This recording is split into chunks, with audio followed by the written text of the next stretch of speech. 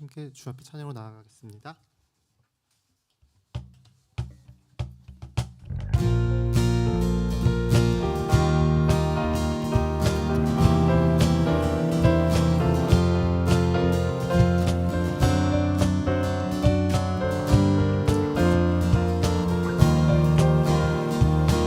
함께 예수 감사하리 주의 보혈 축복 속에 우린 자유를 노래해. 예수 감사하리 주의 승리 안에 우린 구원을 노래해. 구원을 노래해. 새롭고 산 길이 되신 예수 길과 진리 생명 되셨네. 우릴 주의 자녀 삼으셨네. 자유를 노래할 때 주행한 일 찬양, 주행한 일 찬양. 승리하시고 구속하신 주님 찬양해. 주행한 일 찬양, 주행한 일 찬양. 승리하시고 구속하신 주님 찬양해. 한 번 더 예수 감사하리 주의 보혈 축복 속에 우린 자유를 노래해. 예수 감사하리 주의 승리 안에 우린 구원을 노래해. 구원을 노래해. 새롭고 산 길이 되신 예수 길과 진리 생명 되셨네. 아멘. 우릴 주의 자녀 삼으셨네. 자유를 노래할 때 주행한 일 찬양, 주행한 일 찬양. 승리하시고 구속하신 주님 찬양해. 주행한 일 찬양. 아멘. 주행한 일 찬양. 승리하시고 구속하신 주님 찬양해. 새롭고 산 길이 되신 예수 길과 진리 생명 되셨네. 아멘. 우릴 주의 자녀 삼으셨네. 자유를 노래할 때 주행한 일 찬양, 주행한 일 찬양. 승리하시고 구속하신 주님 찬양해. 주행한 일 찬양, 행한 일 찬양. 승리하시고 구속하신 주님 찬양해. 예수 열방의 소망, 예수 우리의 위로자. 주는 온 땅에 영원한 소망. 예수 어둠 속의 빛, 예수 변함없는 진리. 주는 온 땅에 빛이 되시네. 우릴 위해 죽으시고 다시 사신 생명의 주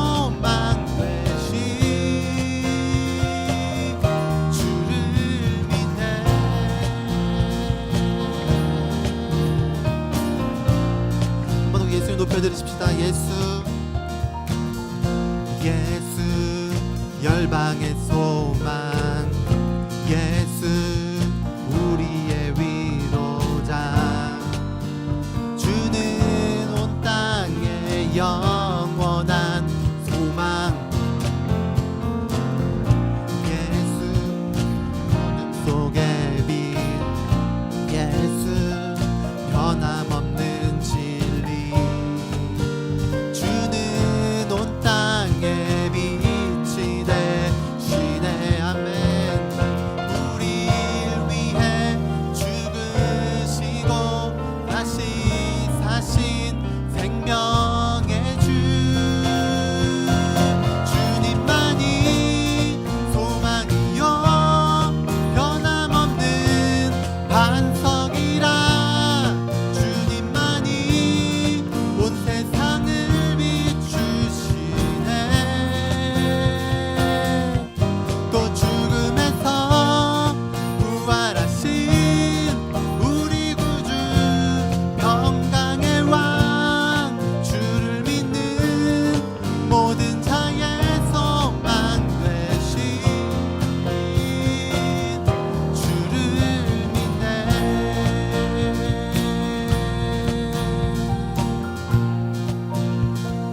우리 위해 죽으시고 우리를 위해 죽으시고 다시 사신 생명의 주 우리를 위해 죽으시고 다시 사신 생명의 주 주님만이 소망이요 변함없는 반석이라 주님만이 온 세상을 비추시네.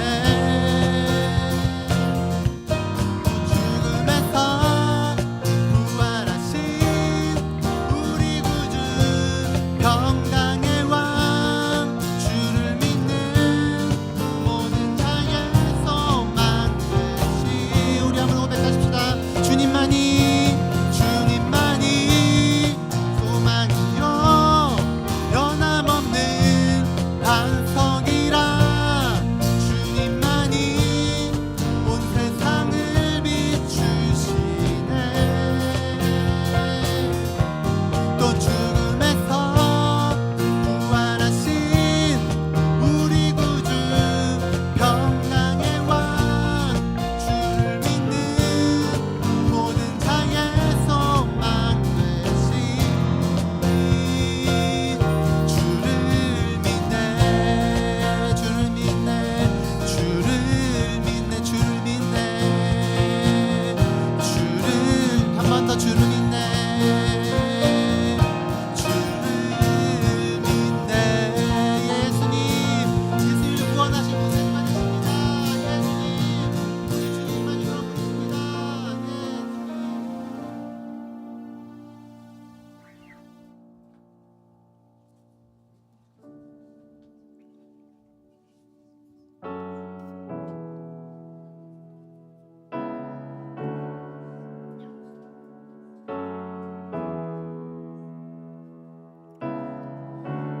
영원하신 아버지 창조주 하나님 전능의 주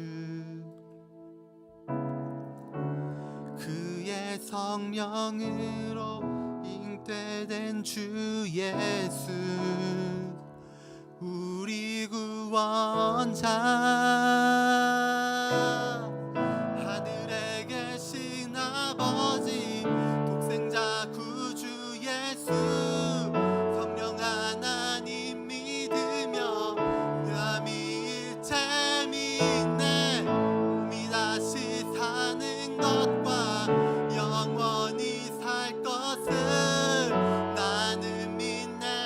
예수 이름으로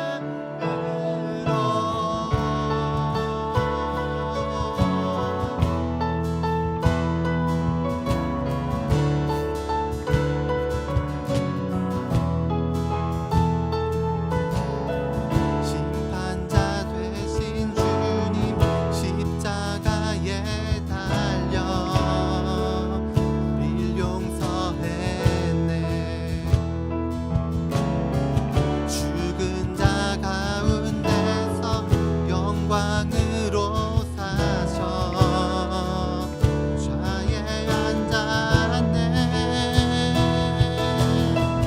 하늘에 계신 아버지 독생자 구주 예수 성령 하나님 믿으며 삼위일체 믿네.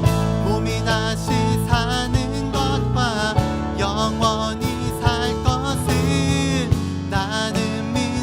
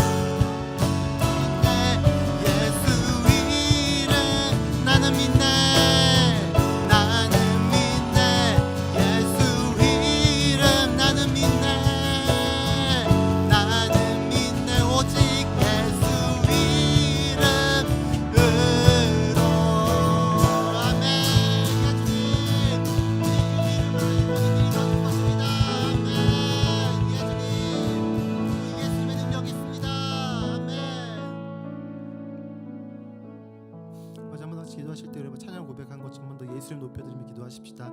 예수 이름의 능력이 있고 예수 이름의 소망이 있고 오직 예수님을 말미암아 우리 주 앞에 나아갈 수 있습니다라고, 오직 예수 이름만이 온 땅에 높임받게 합당하신 유일하신 이름이십니다라고 우리 다시 한번 예수 이름을 높여드리며 같이 기도하십시다. 같이 기도하시겠습니다. 이제 다시 한번 고백하고 선포하는 것은 오직 예수 이름의 능력이 있습니다. 오직 예수 이름 우리 새롭게 한 힘이 있고 오직 예수 그리스도만이 우리가 주 앞에 나아갈 수 있도록 우리 인도하시는 분이십니다. 오직 예수 이름만이, 오직 예수 이름만 그 놀라운 능력이 있습니다. 성도의 교통과 성도의 교제와 주의 성령이 일하시는 모든 것들이 오직 예수 이름을 말미암아 이루어지는 것을 고백하고 예수 높여드립니다. 예수님 찬송 받으시옵소서. 예수님 찬양 받으시옵소서. 예수님 예수 높여드립니다. 예수님 예수님의 소망이 있습니다. 예수님.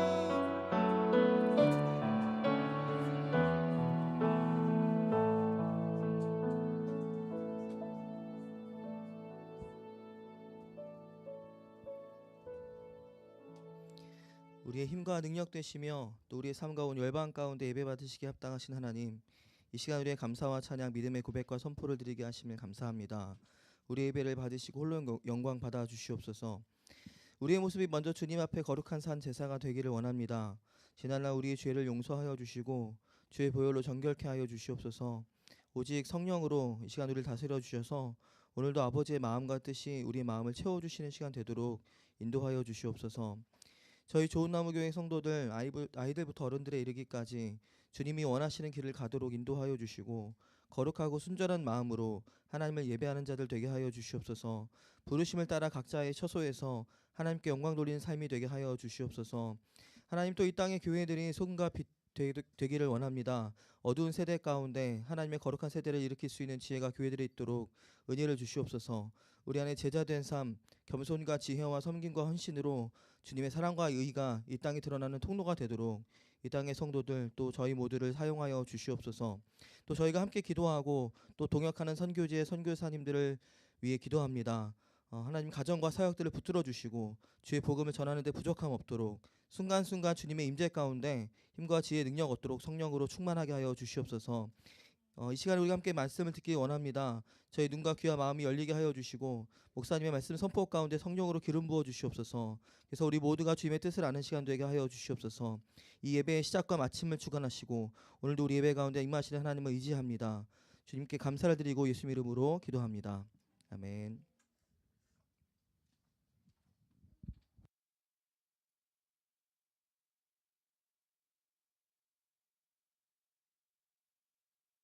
함께 말씀 보시겠습니다. 로마서 1장 16절 17절 두 절 말씀 읽고 말씀 함께 나누도록 하겠습니다. 로마서 1장 16절 17절 두 절 말씀 함께 읽도록 하겠습니다. 읽겠습니다. 시작. 내가 복음을 부끄러워하지 아니하노니 이 복음은 모든 믿는 자에게 구원을 주시는 하나님의 능력이 됨이라. 먼저는 유대인에게요 그리고 헬라인에게로다. 복음에는 하나님의 의가 나타나서 믿음으로 믿음에 이르게 하나니 기록한 바 오직 의인은 믿음으로 말미암아 살리라 함과 같으니라. 아멘. 오늘은 10월 마지막 주일입니다. 10월 마지막 주일은 저기가 절기처럼 지키진 않았지만 아시는 분은 아실 수 있고 모르시는 분은 전혀 모르실 텐데 종교개혁 기념주일입니다. 이 종교개혁 기념주일이라고 하는 것은 지금으로부터 507년 전, 올해가 507주기거든요. 507년 전 1517년 10월 31일 카톨릭 신부였던 마틴 루터가 독일 비텐베르크 성당 정문 게시판에 95개의 조항의 개혁문 혹은 반박문을 붙인 것이 종교개혁의 시작이 된 사건을 기념하는 날입니다. 그 이후로 10월 마지막 주일을 이제 기독교에서 특히 개신교에서는 종교개혁 주일로 지키고 종교개혁의 의미를 생각하는 주일로 생각하며 지내고 있습니다.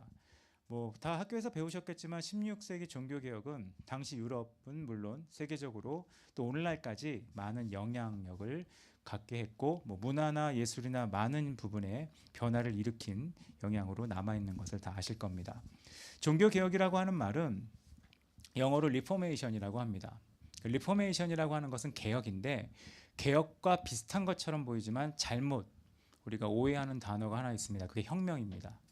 개혁은 잘못된 것을 개선하는 것을 말하고요. 혁명은 뒤집는 것을 말을 합니다. 그래서 혁명이라고 하면 뭔가를 뒤집어 나가는 거지만 개혁은 고치는 겁니다. 혁명은 없던 것을 만들어가는 과정이라면 개혁은 잘못된 것을 고치고 처음 것을 회복하는 의미를 갖고 있습니다.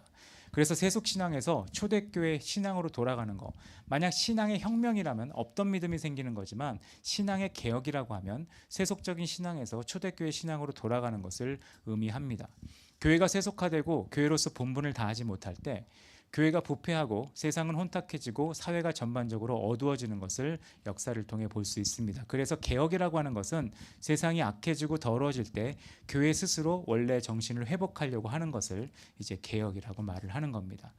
종교개혁은 그렇게 기독교 역사에 아주 중요한 의미를 갖고 있습니다. 기독교 역사를 좀 잠깐 보면 기독교 역사에는 중요한 사건이 몇 개가 있었습니다. 초대교회는 성경을 읽어서 아시겠지만 많은 핍박 가운데 박해를 받으면서 신앙을 지켰습니다. 그래서 지하 카타콤이라고 하는 곳에 숨어서 예배를 드리기도 하고 또 수많은 순교자들이 예수를 믿는다는 이유로 아주 잔인한 죽음을 경험하기도 했었습니다. 그러다가 성령으로 충만한 사도들은 그 와중에도 복음을 전파하고 당시 로마 제국까지 기독교를 전파했었습니다. 로마는 당연히 핍박을 했죠. 그래서 많은 핍박을 받았는데 놀랍게도 주 313년에 기독교는 로마의 콘스탄틴 황제에 의해서 국교로 인정을 받습니다. 국교로 인정을 받으니까 기독교는 안정적인 신앙이 가능하게 되었습니다. 이제 숨어서 어느 가정에 숨거나 동굴에서 숨어서 예배드릴 필요가 없게 되었습니다. 당당하게 어디서든지 자유롭게 예배를 드릴 수 있는 환경이 되었다는 겁니다. 그때 교회는 많은 사람들이 몰려오는 곳이 되었고 그로 인해 대형 예배당이 생기고 또 많은 사람들이 모일 수 있는 광장이나 이런 곳에서 집회가 열리고 일들이 발생하게 됩니다. 마치 세상이 기독교 천지가 된 것처럼 보였고 교회는 이제 권력을 장악하게 됩니다. 근데 문제는 이때부터 기독교 안에 부작용이 생기게 됩니다. 예배에는 사람들을 더 모을 수 있는 신비적인 요소들이 들어가기 시작했고 마리아 사상을 비롯한 많은 유물 사상들이 일어나기 시작했고 교회는 권력과 힘이 모이기 때문에 부패하기 시작을 합니다. 예배와 신앙생활이 형식화되고 의식화됩니다. 예배는 가면 갈수록 화려해집니다. 그러나 삶은 가면 갈수록 어두워집니다. 삶이 무너지니까 삶의 무너짐을 해소하기 위해 예배는 좀 더 경건하고 화려하고 멋있게 바뀌어가기 시작을 합니다. 급기야 동방교회와 서방교회가 예배 양식에 대한 차이로 1054년에 분리됩니다. 그래서 11세기부터 동유럽과 중동 지역에 있는 동쪽의 동방교회를 헬라 정통교회라고 불렀고 로마를 중심으로 하는 로마 교황이 다스리는 서로마 제국 안에 있는 서방교회를 로마 카톨릭이라고 부르게 되는 역사가 있게 됩니다. 그 이후 유럽은 대부분 우리가 아는 로마 카톨릭 교회의 지배 아래 있게 됩니다. 근데 문제는 이 로마 카톨릭이 여러 세기를 지나면서 더 많이 부패하게 됩니다. 대표적인 예가 교직을 돈으로 매매합니다. 그러니까 신부가 되느냐 이런 것들을 돈으로 매매할 수 있게 되었고 16세기에 와서는 가장 큰 타락의 증거로 나타나는 것이 사람이 죄사함을 받는데 면죄부를 사면 죄사함을 받을 수 있다는 일이 생기게 됩니다. 죄가 있는 사람에게 죄를 해결해 줄 수 있는, 이미 죽어서 예수를 못 믿는 사람에게 구원을 얻게 해주는, 그리고 거대한 성당을 짓는데 그 돈을 충당할 수 있는 아주 지혜로운 전략을 누군가 만들어서 면죄부를 사면 누구든지 구원을 얻을 수 있다는 기독교 본질을 완전히, 돈으로 죄를 용서받을 수 있고 기독교 본질이 완전히 망가지는 이런 것들에 대해서 사람들에게 돈을 얻기 위해 파는 일이 발생하게 됐다는 겁니다. 이것을 중심으로 반대하는 말을 루터가 하기 시작했고 이것이 종교개혁의 시작을 알리고 이후에 스위스 지역의 찌빙글리, 프랑스 지역의 칼빈 같은 사람들의 개혁가들이 계속 이어서 종교개혁을 이루어 갑니다. 종교개혁은 어려움도 많았지만 하나님이 종교개혁을 통해서 원래의 교회, 본질적인 교회, 또 초대교회의 모습으로 돌아가게 하는 역사를 이루시는 것을 이제 종교개혁을 기억할 수 있고요. 이 종교개혁을 통해 초대교회의 모습으로 돌아가게 만들었던 정신이 세 가지가 있는데 그게 종교개혁의 세 가지 원리입니다. 그러니까 종교개혁이 일어났던 것은 이 세 가지 원리로 돌아가기 위해, 이 세 가지 원리를 회복하기 위해, 이 세 가지 원리는 종교개혁자들이 만든 게 아니라 성경에 나와 있는 집회, 성경에 나와 있는 모임, 성경에 나와 있는 부흥, 성경에 나와 있는 역사가 이 세 가지로 돌아가는 것으로 대부분 이루어졌기 때문에 그걸 그대로 선언한 거였습니다. 그 세 가지는 다 들어보신 얘기인데 오늘 그냥 한번 생각해 보면 좋아서 나누고 싶습니다. 종교개혁의 첫 번째 원리는 오직 성경으로입니다. 오직 성경으로는 간단한 말이에요. 말씀으로 돌아가자는 겁니다. 이 당시의 배경은 성경을 아무나 읽을 수 없었습니다. 성경은 라틴어로 기록되어 있었고요. 라틴어가 언어 중에 좋게 말하면 제일 정확하지만 나쁘게 말하면 제일 어려운 언어라고 합니다. 라틴어로 기록돼 있었고 또 이 라틴어를 해석하는 건 교황이나 교황이 허락한 성직자 외에는 읽을 수가 없었습니다. 그래서 일반 성도들은 성경을 가지고 있지 않았습니다. 그리고 성경을 가지고 있어도 읽지 못했겠죠. 그러니까 그들은 캐톨릭은 두 개로 교회가 나눠져 있었습니다. 가르치는 교회와 배우는 교회로 나눠져 있습니다.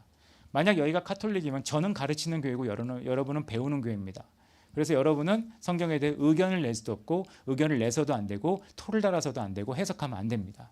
그러면 그렇게 따지면 여러분이 하는 제일 큰 잘못은 묵상이죠. 묵상은 절대로 하면 안 되는 겁니다. 이건 마치 우리가 무슬림 선교할 때 어려운 이유가 무슬림에서 가장 큰 죄 중에 하나가 구원의 확신이 있는 거거든요. 구원의 확신 있는 것이 가장 큰 죄이기 때문에 무슬림 선교의 벽이 되는 것처럼 캐톨릭은 그렇게 가르치는 교회와 배우는 교회를 나눠 놨습니다. 그래서 성경을 해석할 권리는 교회에만 있고 여기서 말하는 교회는 가르치는 교회에만 있고 최종 성경 해석 권한은 교황에게 있는 것으로 여겨졌습니다. 그래서 성경이 모호한 게 아니라 교황이 모호하기 때문에 교황이 해석하는 모든 결정은 실수하는 법이 없다는 게 그들의 신조였습니다. 마치 권력을 오래 잡은 사람들이 백성을 무지하게 만들어서 권력을 이끌어가는 것처럼 어떤 사람도 토를 달지 못하는 권위와 권력을 교황과 교황청이 가지게 되었다는 겁니다. 이것이 그 당시에 캐톨릭이 갖고 있던 부패의 이유 중에 하나였습니다. 그때 루터는 라틴어로 된 성경을 독일어로 번역을 합니다. 그리고 독일 사람들이 이것을 읽으면서 놀라운 하나님의 능력이 성경을 읽는 것을 통해 전달되게 되었다는 겁니다. 성경만이 신자의 신앙과 행실의 표준이라는 것을 알게 되었다는 겁니다. 그게 종교개혁의 첫 번째 원리예요. 우리가 갖고 있는 모든 신앙의 표준은 기초는 성경에 둡니다. 어떻게 사람이 살아야 되느냐, 어떻게 믿음을 지켜야 되느냐, 어떻게 해야 되느냐를 환경, 상황에 두는 게 아니라 성경에 기초를 둡니다. 무엇이 인간다우냐도 성경에 기초를 둡니다. 만약 우리가 동성애를 반대한다면 동성애를 반대하는 이유를 성경에 기초에 두는 겁니다. 근데 문제는 동성애자들도 동성애를 찬송하는 이유를 성경에 둡니다. 그게 이제 학문적인 문제가 있는 거고요. 그거는 이제 세미나를 하거나 해석을 하면 되게 어려운 주제가 됩니다. 우리가 동성애를 가장 크게 반대하는 구절이 동성애자들에겐 동성애를 찬성하는 가장 강력한 구절이 됩니다. 원어 해석이 다르기 때문에 그렇죠. 근데 그걸 지금 하고 싶은 게 제 목적은 아니고 성경을 기초에 두어야 된다는 겁니다. 성경을 기초에 둔다는 건 뭐죠? 하나님과의 깊은 관계에 들어가고 하나님의 뜻을 알고 진리를 따라 바른 믿음을 가지려면 말씀을 가까이 하고 말씀을 받아들이는 게 필요하다는 겁니다. 말씀을 읽고 말씀을 묵상하고 말씀에 대한 많은 생각을 해야 되는 거죠. 근데 현대인들의 가장 큰 문제일 수 있는 것은 성경은 별로 읽지 않는데 성경에 대해서 대충 압니다. 왜냐하면 세미나를 듣거나 강의를 듣거나 책을 읽거나 들은 게 많기 때문에 대충은 압니다. 근데 대충 하는 것은 올바로 하는 것은 아닙니다. 그리고 사실 대충 하는 사람들이 더 잘못 알기 쉽습니다. 성경을 읽지 않으면서 자신의 믿음의 원리, 나름 믿음이 있습니다. 제가 생각하기에 신앙은 이런 것 같아요. 근데 그 근거는 말 그대로입니다. 본인이 생각하기에입니다. 성경을 근거로, 말씀을 근거로, 말씀 해석을 근거로 얘기하지 못한다면 그것은 진리를 알지도 못할 뿐만 아니라 진리대로 살지 못하고 영적인 어둠 가운데 끌려가다가 파멸하는 삶을 살게 된다는 겁니다. 교황청이 했던 일이에요. 진리를 가리웠었습니다. 근데 루터가 그 성당 게시문에 붙여놓은 95개 조의 반박문의 대부분은 그 당시 교황청이 하고 있는 일이 옳은가에 대한 질문이었습니다. 교황청이 하고 있는 일이 옳은가? 지금 교황청이 진행하고 있는 모든 사업이 옳은가에 대한 질문인데 그 질문에 대한 근거가 성경적이냐, 말씀이 말하고 있느냐, 성경이 이끌어가고 있느냐를 반박한 거였다는 겁니다. 근데 성경의 관점으로 보면 이 95개의 항목만큼 교황청이 하는 일이 다 잘못됐기 때문에 그는 기꺼이 그거를 반박했고 그것을 나는 단호히 거부한다는 말을 한 겁니다. 놀랍게도 이 문서가 공개되고 나서 어떤 일이 생겼냐면 2주 만에 독일 전체에 영성 회복을 위한 신앙의 불길이 일어납니다. 그러니까 영성 회복을 위한 신앙의 불길이 일어났다는 것은 카톨릭에 대한 반감이 일어났다고는 좀 다릅니다. 그러니까 회복에 대한 마음, 돌이키겠다는 마음, 그 마음이 일어났다는 겁니다. 그것이 순식간에 전 유럽으로 퍼져나가게 되었습니다. 교황청은 이러한 개혁이 퍼지니까 타격을 받게 됩니다. 어떤 타격을 받았을까요? 뭐 신자가 줄었다. 교황청은 이런 걸 고민하지 않습니다. 면죄부 사업이 안 된 겁니다. 수익이 떨어진 겁니다. 진짜 바알 신앙이었죠. 잘 되는 거. 교황청이 처음으로 면죄부를 판 것은 십자군 전쟁 때부터 팔았고요. 그 다음에 뭐 면죄부는 내용이 멋있지 않습니까? 산 사람은 죽어도 지옥에 가지 않고 또 이미 죽은 사람은 연옥에 머물러 있으면서 곧바로 천국에 갈 수 있다. 면죄부를 사면 천국에 직통으로 갈 수 있다는 것을 팔았는데 이게 결국은 돈이 필요하기 때문에 그리고 돈이 필요한 이유는 십자군 전쟁이나 베드로 성당을 짓는 뭔가 사람들에게 보이기 위한 사람들에게 우리가 이만큼 힘이 있다. 우리가 이만큼 권력이 있다. 우리가 이만큼 능력이 있다는 걸 과시하기 위해 필요한 자금을 충당하는 데 이것을 사용했는데 결국은 기독교 전체를 망가뜨리는 일을 갖게 된 겁니다. 연옥은 성경에 없고요. 면죄부도 성경에 없습니다. 그리고 죽은 자가 대기했다가 나중에 된다는 보장도 없습니다. 그리고 죽은 다음에 후손이 기도하면 그 사람이 천국에 간다? 성경에 말씀이 없습니다.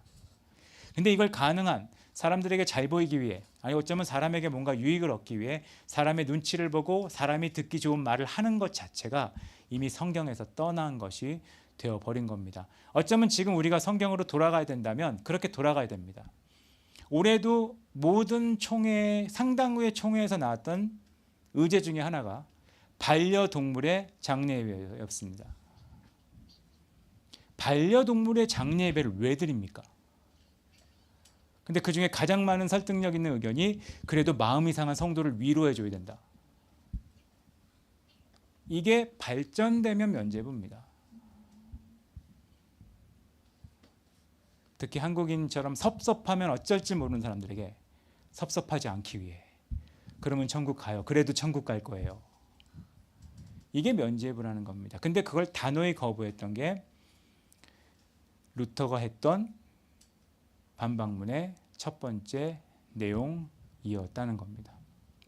이게 결국 구원과 연결되거든요. 구원. 개에게 반려동물의 장례배는 반려동물에도 구원이 있다는 뜻이 되고 반대로 반려동물에게 심판도 있다는 얘기도 되고 별 얘기가 다 들어가는 겁니다. 근데 그거를 한다는 것 자체는 어쩌면 가장 큰 문제일 수 있거든요. 두 번째 종교개혁의 원리는 오직 은혜로만입니다. 구원이 면죄부를 통해 얻어진다는 것은 말이 되지 않습니다. 왜냐하면 사람이 자신의 공로나 돈이나 면죄부로 하나님 앞에 의롭다함을 얻는 방법은 없다는 겁니다. 우리가 뭔가를 잘한다, 하나님 앞에 의롭다함을 얻을 수는 없습니다. 성경 어디에도 면죄부를 삼은 구원을 얻는다는 말이 없습니다. 대신 성경은 은혜로 말미암아 구원을 얻는다는 말을 하고 있습니다. 구원은 사람이 어떻게 해서 얻을 수 있는 게 아닙니다. 내가 좀 더 수고하고 내가 좀 더 노력하면 구원이 획득되는 게 아니라는 겁니다. 구원에 있어서 인간이 할 수 있는 것은 하나도 없습니다. 이게 제가 몇 번 예를 드린 것과 똑같습니다. 인간이 수영을 할 수 있는 이유는 수영을 배워서가 아닙니다. 물에 부력이 있기 때문입니다. 이 부력이 은혜 같은 거거든요. 근데 우린 착각합니다. 우리가 열심히 허우적거리면 체력이 떨어져서 빨리 죽습니다. 그리고 힘을 더 주면 줄수록 힘차게 죽습니다. 부력을 의지하는 것밖에 없습니다. 근데 이걸 또 잘못 이해하시는 분들은 그럼 부력이니까 가만히 있으면 되겠네요. 물에 떠 있다가 죽습니다. 움직여야죠. 그러니까 은혜를 근거로 우리는 뭔가를 해야 되는데 사람들은 은혜를 근거로 하기보단 내 노력과 내 힘을 통해 내가 무언가를 이룰 것 같다는 생각을 자꾸 한다는 겁니다. 특히 구원이라는 말은 무언가로부터 풀려나는 건데 무언가로부터 자유를 얻는 건데 자유를 얻지 못하는 상황인 사람은 스스로 자유를 얻을 수 없습니다. 구조가 필요하거든요. 인간의 구원은 구조와 가깝습니다. 누가 물에 빠졌을 때는 구조대가 들어가야 됩니다. 누가 불에 있는 건물에 갇혀 있다면 또 구조대가 들어가야 됩니다. 그거와 똑같은 상태가 구원인데 스스로 내가 회복할 수 있다고 얘기하는 것은 잘못된 생각이라는 겁니다. 이건 예수 그리스도가 오셔서 우리를 구원했기 때문에 우린 구원에 의해 회복되고 산다는 겁니다. 그래서 가장 큰 기독교인이 누릴 수 있는 은혜를 우리는 구원의 은혜라고 말을 합니다. 이 구원의 은혜는 공짜로 주어지는 거거든요. 그러니까 공짜로 주어졌기 때문에 우리는 그것의 가치가 요즘 말하는 공짜하고 달라요. 요즘 사람들은 공짜면 가치가 떨어진다고 생각합니다. 근데 인간에게 가장 중요한 것은 대부분 공짜이죠. 대표적인 게 산소잖아요. 전 산소는 대단하다고 생각해요. 여러분 5분만 여러분의 숨을 멈추게 하면 여러분 거의 다 죽습니다. 특별한 훈련을 받지 않은 사람이면. 근데 우리는 공기에 대해서는 공짜로 합니다. 태양도 없으면 여러분은 어려워집니다. 근데 우린 공짜로 누립니다. 이건 가치가 떨어진다는 게 아니라 가치를 측정할 수 없고 가치를 측정함과 동시에 모두가 죽게 되는 일이 발생하는 것을 우리는 이렇게 말을 하는 겁니다. 하나님이 우리 가운데 그렇게 은혜를 주신 것이죠. 그래서 은혜라는 말은 우리가 할 수 있는 것이 없고 주님을 의지해야 된다는 것을 말을 해주는 겁니다. 이게 종교개혁의 두 번째 정신이었어요. 근데 캐톨릭은 그게 아니라 자기 공로가 있었거든요. 마치 우리나라는 이런 느낌이에요. 내가 그래도 뭐라도 해야 나중에 할 말이 있지 않습니까? 우린 그런 게 좀 있거든요. 내가 그래도 이 정도 수고해야 주님 앞에 나중에 천국 갔을 때 할 말이 있지 않겠습니까? 그 할 말이 있으려고 하는 것 자체가 은혜를 의지하지 않는다는 것을 의미하고요. 최선을 다했지만 내가 한 것이 아닙니다라고 고백하는 것이 은혜를 아는 사람의 기본적 태도라는 겁니다. 세 번째 마지막 종교개혁의 원리는 오직 믿음으로입니다. 믿음으로. 이 믿음으로란 말은 은혜와 연결되는 말이죠. 내가 아무리 선행을 하고 올바른 일을 해도 되는 게 없다는 것을 고백하는 겁니다. 이거를 가장 잘 알던 사람이 마틴 루터였습니다. 요즘 이 은혜 얘기하고 믿음 얘기하는 사람이 자유를 얘기하거든요. 그래서 이건 너무 율법적이에요. 자유한 게 좋아요. 저렇게 하면 너무 형식적이고 율법적이에요. 그런 말을 한다는 것 자체는 제가 지난주에 말씀드렸지만 어느 정도 율법적인 삶을 살았던 사람이 그런 말을 하면 말이 되지만 율법적인 삶을 안 살았던 사람이 자유를 얘기한다는 것은 그건 방종입니다. 방종이에요. 자유는 어느 정도의 훈련을 통해 나오는 거지 아무것도 안 하는 건 자유라고 하지 않고 방종이라고 하는 거죠. 루터가 이런 말을 할 수 있었던 이유는 루터는 당시 수도원에 있었고 엄청난 훈련 가운데 있었습니다. 루터가 했던 명언이 있습니다. 기독교에서 가장 잘못된 전달된 명언, 하루에 몇 시간 이상 기도하지 않으면 나는 살 수 없다라는 것이 잘못 전달됐는데 그거는 은혜를 몰랐던 루터가 살았던 삶을 얘기하는 겁니다. 루터는 자기가 하루에 5시간 이상 기도하고 몇 시간 이상 수행을 하고 뭔가를 해야지 내가 은혜를 얻을 수 있다고 생각을 한 겁니다. 그러다가 알게 된 거예요. 이게 아니다. 이게 아니다. 내가 아무리 선행을 힘쓰고 내가 아무리 애를 써도 평화가 없다는 거예요. 그러다가 로마서를 읽다가 로마서 1장 17절 아까 읽었던 말씀이죠. 의인이 믿음으로 산다는 말씀을 통해 구원의 진리를 깨닫게 된 거예요. 노력으로 사는 게 아니구나. 힘으로 사는 게 아니구나. 애쓰어서 되는 게 아니구나. 요즘은 안 읽는 책 중에 하나일 수 있는데 저희 집에 책 중에 하나가 있거든요. 그러니까 알려진 책은 아니에요. 부흥의 역사라는 책이 있어요. 제가 부흥에 관심이 있었을 때, 선교단체에 있었을 때 과연 기독교 역사의 부흥은 언제 일어났는가? 어떤 분이 모아가지고 책을 만들었어요. 그래서 부흥을 쫙 봤는데 부흥의 공통적 특징이 하나가 있어요. 인간이 부흥을 일으키려고 노력했을 때 부흥이 일어난 적은 없다. 부흥은 한 번도 인간의 노력으로 일어난 적이 없는 거예요. 갑자기 하늘에서 불씨가 떨어진 거예요. 근데 인간이 뭔가 자기적으로 만들려고 하는 노력, 이런 수고는 믿음에 의해서 나오는 게 아니라는 겁니다. 하나님은 인간의 노력과 공로를 요구하지 않으십니다. 하나님이 요구하는 건 되게 단순해요. 예수 그리스도를 믿어라. 믿어라. 믿어라예요. 우리 대신 죽으신 예수 그리스도를 믿어라. 믿으라는 거예요.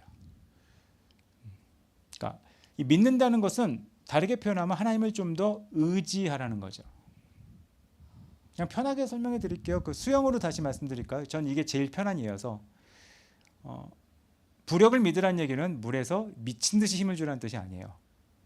힘을 빼라는 거거든요. 힘을 빼라는 거. 그럼 많은 사람이 반박합니다. 힘을 빼면 죽는 거 아닌가요? 아니요. 힘을 빼야 돼요. 신앙도 마찬가지예요. 내가 뭔가를 하기 위해, 내가 뭔가를 이루기 위해, 내가 뭔가 만들어가기 위해 힘을 주는 것은 신앙이 아니에요. 진짜 신앙은 힘을 빼는 겁니다. 보통 사람들이 힘을 주잖아요. 어떻게 힘을 줘요? 이거라도 안 하면 나는 내 인생이 무너질 것 같다. 내가 이거라도 안 하면 내가 흔들릴 것 같다. 내가 이거라도 얻지 않으면 불안하다. 이게 지금까지 한국교회 전체 예배, 모임, 수련회 모든 것의 영향을 주지 않았습니까? 우리 애가 고3인데 수련회 가면 안 될 것 같고, 내가 취업을 앞두고 있는데 지금 모임에 가면 안 될 것 같고, 이 중요한 시간에 교회 시간을 빼면 안 될 것 같고, 이 바쁘고 정신없을 때 성경 읽으면 안 될 것 같고, 자기가 살겠다고 힘주다가 이렇게 된 거 아닙니까? 은혜라는 거, 믿음이라는 것은 그냥 하나님을 믿기 위해 내가 밟아놓으시려는 힘을 빼는 겁니다.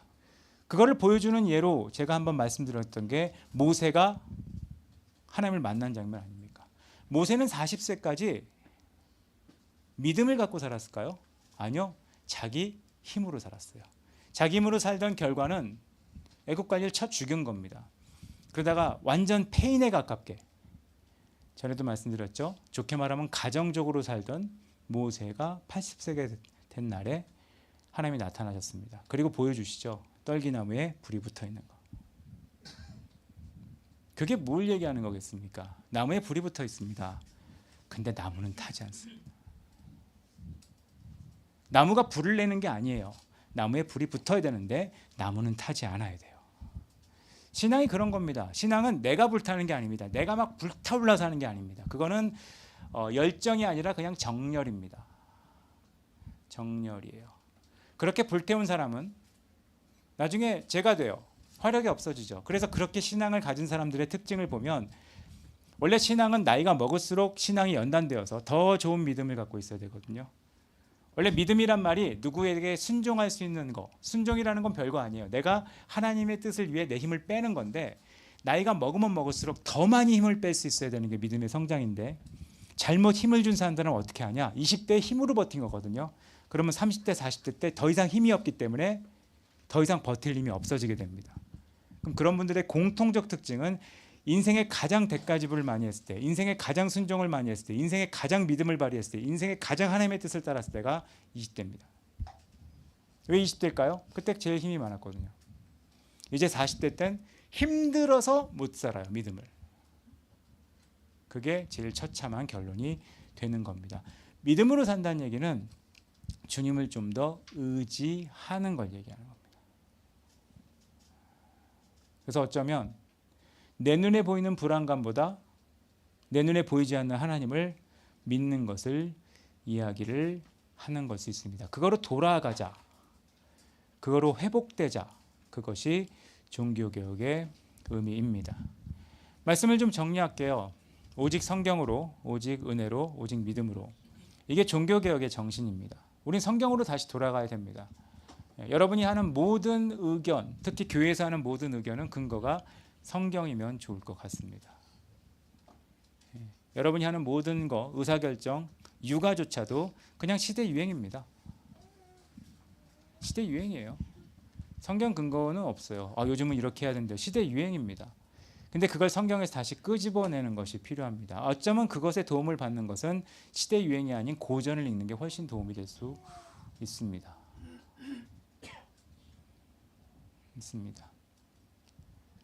그리고 은혜로 살아야 됩니다. 내 힘으로 살려고 발버둥치다가 안 되면 가끔 기도하는 게 아니라 실제로 은혜로 살고 하나님 앞에 나가야 됩니다. 그리고 믿음으로 살아야 됩니다. 그리고 믿음으로 산다는 건 주님을 의지한다는 것이고, 주님을 의지한다는 것은 주님 앞에 힘을 빼는 것이고, 주님 앞에 힘을 뺀다는 것은 어쩌면 세상에서 가장 힘이 빠지는 짓, 신앙의 도리를 다하는 겁니다. 예배드리는 거, 기도하는 거, 성경 읽는 거, 정말 맥 빠지는 짓이죠. 그게 힘 빼는 거예요. 그거 한다고 인생에 무슨 도움이 되겠냐? 그게 진짜 힘을 주는 거예요. 아니 뭐 별거 없는데 뭐 그냥 뭐 예배드린다고 별일 있어? 그게 힘, 그게 의지하는 거라고. 아니 뭐 꼭 뭐 가야 되나? 줌으로 그냥 보면 되지. 그게 힘을 빼는 거라고요. 그런 아주 기초가 안 돼 있는 상태, 자유.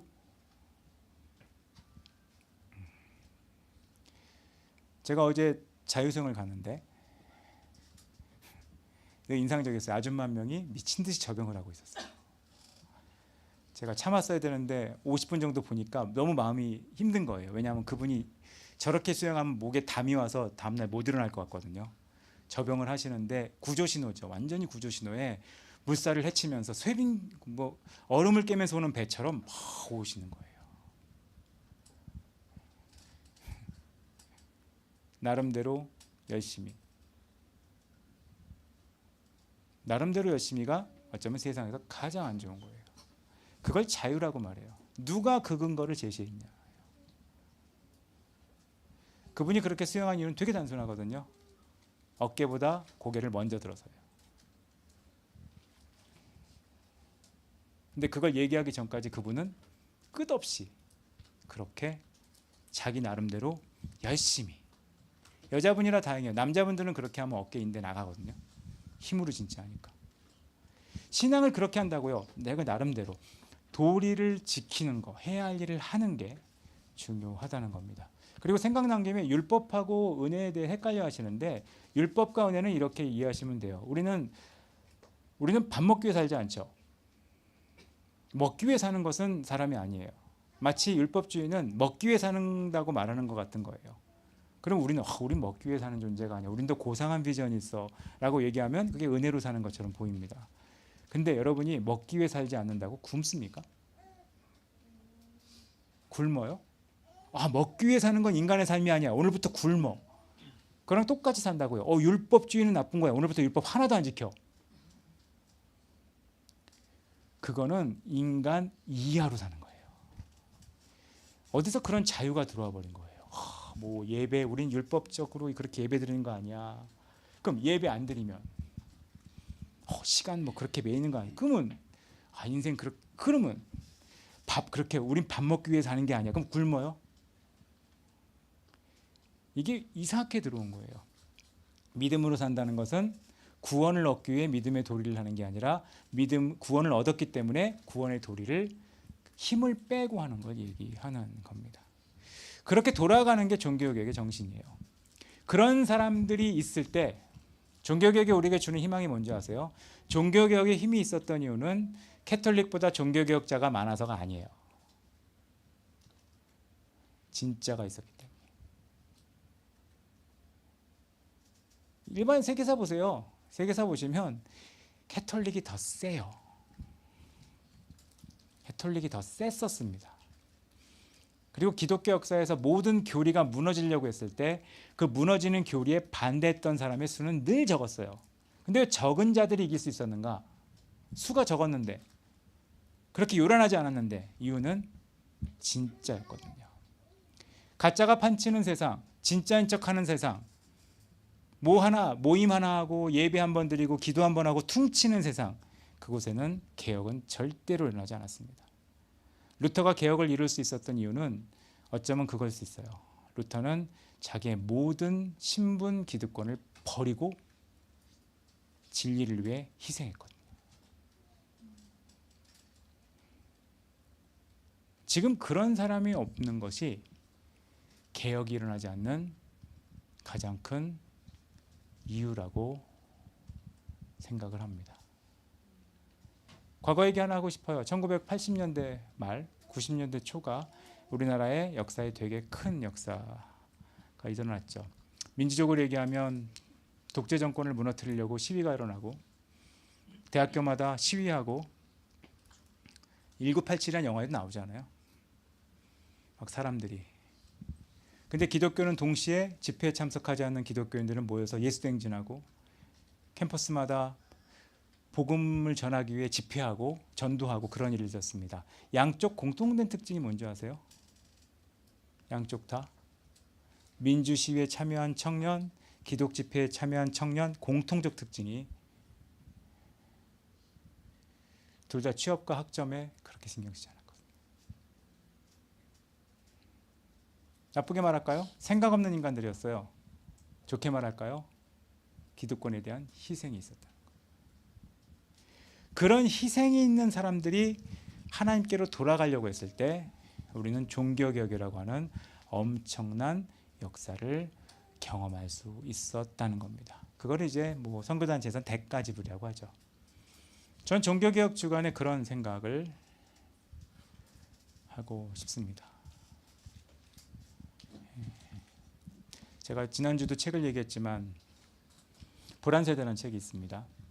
불안세대라는 책은 뭐 몇 살 이후에 스마트폰을 보게 하고 몇 살 이후에 OTT나 뭐 SNS에 참여하게 하고 그런 것들을 제한하자는 이제 미국의 뭐 심리학자와 그 정책의 얘기들을 담고 있는 책입니다. 그 책이 그 책을 읽으면 아마 어른들이 그 책을 읽으면 자녀가 있는 대부분의 엄마나 아빠가 그 책을 읽으면 본인 스스로가 불안 세대가 되실 거예요. 큰일 났다. 우리 애 큰일 났다. 근데 그 책이 우리나라에 엄청난 반향을 일으킬 것 같이 보이지만 영향을 못 주는 이유가 뭔지 아십니까? 대부분의 부모는 애들한테 스마트폰이나 이런 걸 안 보여주면 본인이 지게 될 유가심이 너무 크기 때문에. 결국은 변화는 기득권을 내려놔야, 변화는 기득권을 포기해야 가능한 건데, 그게 어쩌면 우리의 가장 큰 관건이라고 할 수 있습니다. 오늘은 종교개혁 주일입니다. 종교개혁 주일입니다. 종교개혁은 개혁을 이루자는 겁니다. 개혁은 있는 것을 뜯어 고치자는 겁니다. 그리고 원래의 정신으로 돌아가자는 겁니다. 무엇이 진짜인가? 무엇이 하나님이 원하시는 신앙의 핵심인가로 돌아가자는 게 종교개혁인데, 전 여러분이 개혁자의 신앙 정신을 갖는 분들이 되셨으면 좋겠습니다. 신앙이 뭐냐? 신앙이 뭐냐? 과연 신앙의 핵심이 뭐냐? 뭔가를 반대하고 뭔가에 대해서 아니라고 얘기하는. 개혁은 사실 내부를 변화시키는 거거든요. 어쩌면 오늘 정말 우리에게 필요한 기도는, 어쩌면 올해 우리에게 정말 필요한 기도는 기독교 내부의 개혁이라고 생각을 합니다. 죄를 죄라고 말할 수 있는 거, 아닌 건 아니라고 말할 수 있는 거, 이건 정상이 아니면 정상이 아니라고 말할 수 있는 거, 이건 신앙이 아니라고 얘기하면 신앙이 아니라고 얘기할 수 있는 거, 그것이 회복돼야 되는데 실제로 그 회복이 쉬운 시대는 아니라고 생각을 합니다. 개혁이 일어났으면 좋겠어요. 옛날처럼 개혁이. 옛날엔 이상한 개혁도 있었죠. 가요를 안 듣겠다고 테이프를 갖고 와서 다 태우던. 지금 와서 미친 짓이지만 그런 결단이 사람들을 변화시켰거든요. 그런 하나님 앞에 원래로 돌아가려고 하는 마음, 그런 마음이 가득한 여러분 모두가 되시기를 간절히 바랍니다. 같이 기도하겠습니다. 이 시간 잠깐 기도할까요? 그냥 우리에게 개혁의 마음을 달라고. 개혁은 내게 있는 것을 뜯어 고치는 겁니다. 운동도 그렇더라고요. 운동 배우는 것보다 더 어려운 건 교정이거든요. 치아도 이가 자라는 것보다 어려운 건 치아 교정이죠. 걷는 것보다 어려운 건 자세 교정입니다. 교정이 제일 어렵습니다. 개혁은 교정과 같은 겁니다. 혁명이 아닙니다. 교정. 내가 하고 있는 것을 올바르게 할 수 있는가? 나는 가면 갈수록 더 올바라질 수 있는가? 그걸 선택하는 건데 우리에게 종교개혁자의 마음 같은 것을 부어달라고. 그래서 다시 성경으로, 다시 은혜로, 다시 믿음으로 돌아갈 수 있는 하나님의 역사가 우리에게 있기를 잠깐 기도하는 시간 갖도록 하겠습니다. 같이 기도하겠습니다.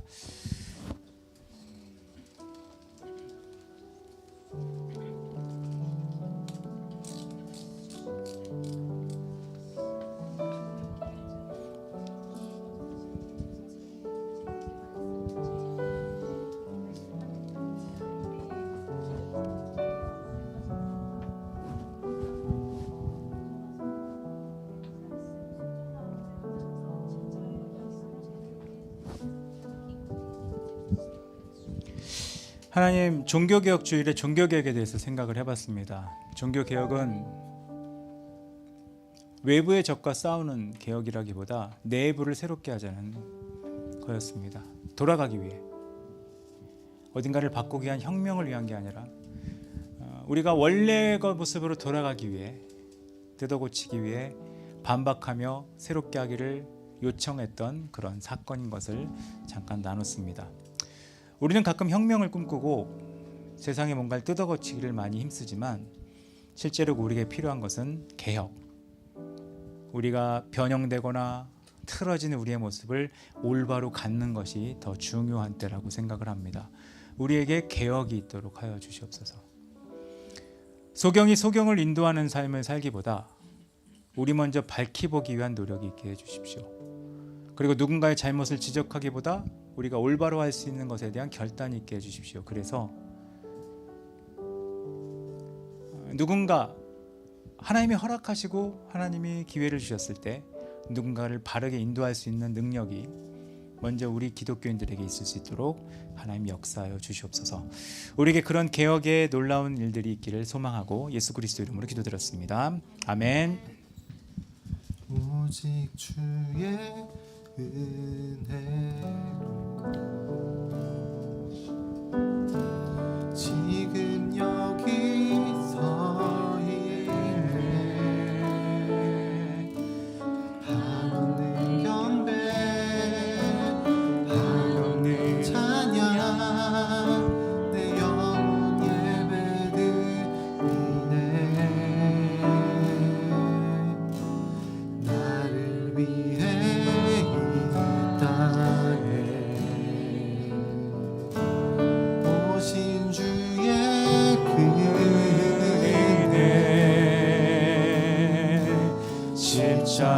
고통 이기신 주님 그네 어찌 주님 주네 날 채우시네 주네 보게 하시네 살아가는 동안 은혜로만 살리 십자가 은혜로 주네 날 채우시네 주네 보게 하시네 살아가는 동안 은혜로만 살리 십자가 은혜로 주네로 이곳에 주네로 이곳에 서 있네 주인제에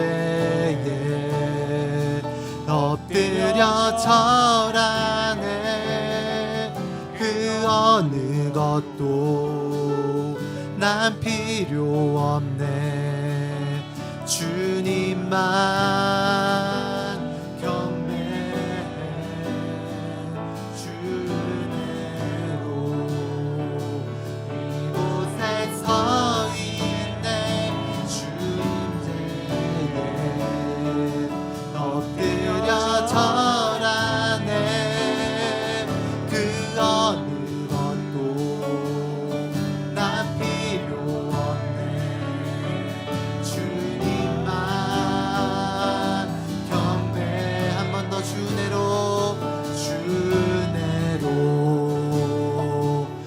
이곳에 서 있네 주인제에